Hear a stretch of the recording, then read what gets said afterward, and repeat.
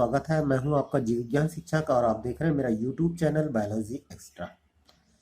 दोस्तों, जैसा कि आपको मालूम है, आगामी कुछ दिनों में बोर्ड परीक्षा स्टार्ट होने वाली है और बोर्ड परीक्षा में छात्रों को असुविधा ना हो, इस कारण से लोक शिक्षण संचालनालय मध्य प्रदेश भोपाल और माध्यमिक शिक्षा मंडल मध्य प्रदेश भोपाल के द्वारा विभिन्न विषयों की प्रश्न बैंक को जारी किया गया है और इन्हीं प्रश्न बैंक को हम हल करके देख रहे हैं।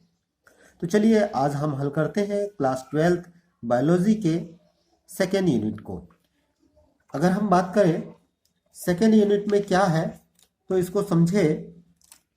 सबसे पहले हम देखते हैं इस सेकेंड यूनिट में कौन कौन सी बातें हैं। देखिए, सेकेंड यूनिट की जब हम बात करते हैं तो मुख्य रूप से 2 चैप्टर इसके अंतर्गत आते हैं और आज हमने लिया है अध्याय 5 वंशागति तथा विविधता के सिद्धांत अर्थात यूनिट सेकेंड के फर्स्ट चैप्टर। एक्चुअल में इसमें 3 चैप्टर हैं लेकिन इनमें से एक चैप्टर को हटा दिया गया है, तो हम यहाँ पर पहले चैप्टर की बात करेंगे जो अध्याय 5 के रूप में है, वंशागति तथा विविधता के सिद्धांत। तो चलिए इनके प्रश्नों को हम हल करें। पहला प्रश्न दिया गया है, निम्नलिखित में से मटर के कौन से लक्षण पर मेंडल द्वारा अपने प्रयोगों में विचार नहीं किया गया था। आपको मालूम है कि मेंडल के द्वारा मटर के पौधे पर प्रयोग किए गए और जब मटर के पौधे पर प्रयोग किए गए तो उनके द्वारा 7 लक्षणों का चुनाव किया गया था और इन्हीं 7 लक्षणों की बात करें तो तना लंबा है या बौना है, बीज हरा है या पीला है, फल गोल है या फुली हुई है या संकुचित है, इन पर विचार किया गया था। लेकिन त्वचारोम की बात नहीं की गई थी, ग्रंथिल या ग्रंथिल रहित की बात नहीं की गई थी। तो इस पहले जो ऑब्जेक्टिव प्रश्न है उसका सही जवाब होगा त्वचारोम ग्रंथिल या ग्रंथिल रहित। विपरीत लक्षणों के जोड़ों को कहते हैं। विपरीत लक्षणों के जोड़ों को भाई आप लोगों ने देखा कि मेंडल के द्वारा जो 7 लक्षण चुने गए थे उनमें से प्रत्येक जोड़ा जो है वो कॉन्ट्रास्ट कैरेक्टर वाला था, अर्थात एक दूसरे के अपोजिट कैरेक्टर वाला था। जैसे तना लंबा है या बौना, और ये दोनों एक दूसरे का जो विपरीत लक्षणों का जो जोड़ा है इसको विकल्पी कहा जाता है। ठीक है, इसको क्या कहा जाता है? विकल्पी कहा जाता है या एलील कहा जाता है। चलिए नेक्स्ट क्वेश्चन देखें। अगर हम नेक्स्ट क्वेश्चन की बात करें तो नेक्स्ट क्वेश्चन में बैक्टीरियल गुणसूत्र होता है। बैक्टीरियल गुणसूत्र होता है, इसे थोड़ा सा इस तरह कर लिया जाए ताकि आसानी हो हमें। चलिए देखिए, बैक्टीरियल गुणसूत्र होता है एक सूत्री डीएनए, द्विसूत्री डीएनए, द्विसूत्री आरएनए, एक सूत्री आरएनए। तो आरएनए को तो हटा दीजिए। अब यहाँ पर बैक्टीरियल जो है वो एक सूत्री डीएनए के रूप में होता है। ठीक है, टर्नर सिंड्रोम से ग्रसित व्यक्ति में गुणसूत्रों की संख्या कितनी होगी? तो ये है 44 + X। केंद्रक बाह्य आनुवांशिक पदार्थ किसमें पाया जाता है? यहाँ पर साइटोप्लाज्मिक इनहेरिटेंस की बात कर रहे हैं। तो साइटोप्लाज्म में पाई जाने वाली संरचनाओं में प्लास्टिड और माइटोकॉन्ड्रिया में आनुवांशिक पदार्थ पाया जाता है। तो यहाँ पर इसका ऑप्शन आ जाएगा प्लास्टिड। आनुवांशिक सूचना जो जनकों से संतानों में कोशिका द्रव्य द्वारा जाती है, ये एक्चुअल में कोशिका द्रव्य वंशागति की या साइटोप्लाज्मिक इनहेरिटेंस कहलाता है।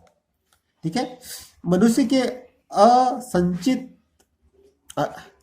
असंचेतित अंडाणु में होता है, अर्थात कहने का मतलब ये है अनफर्टिलाइज्ड एग में गुणसूत्र कौन सा होता है? तो आपको मालूम है कि अगर महिला की बात करें इसमें 22 पेयर ऑटोसोम तथा एक जोड़ी लिंग गुणसूत्र होता है और लिंग गुणसूत्र के रूप में XX होता है। चूंकि अंडाणु की बात कर रहे हैं तो अंडाणु की जब हम बात करेंगे तो यहाँ पर गुणसूत्रों की संख्या जो है वो कैसी हो जाएगी? आधी हो जाएगी, अर्थात यहाँ पर 22 धन X है ना भाई। ये जोड़े में नहीं लिखा है मैंने, यहाँ पर 22 धन X। तो इसका आंसर क्या होगा कि एक X गुणसूत्र उपस्थित होता है। ठीक है, यदि एक रक्तस्रावी पुरुष तथा एक सामान्य स्त्री का विवाह हो तो संतान होगी। एक रक्तस्रावी पुरुष तथा एक सामान्य स्त्री का विवाह हो तो संतान होगी। तो इसमें सभी रक्तस्रावी तो नहीं हो सकते, लड़कियां रक्तस्रावी भी नहीं हो सकती, लड़के रक्तस्रावी ये भी नहीं हो सकते, ठीक है। और इसका सही जवाब होगा सभी सामान्य। इसको अगर आप देखें तो भाई पुरुषों में क्या पाया जाता है, इसको अगर आप देखें तो यहाँ पर बात चल रही है एक्स एच वाई की, ठीक है भाई, एक्स वाई होता है ना, वहीं पर महिलाओं में क्या होगा एक्स एक्स, इसमें किसी भी प्रकार से ये नहीं है। अब अगर मान के चलिए हम इनको मिलाते हैं एक्स एच एक्स, वहीं पर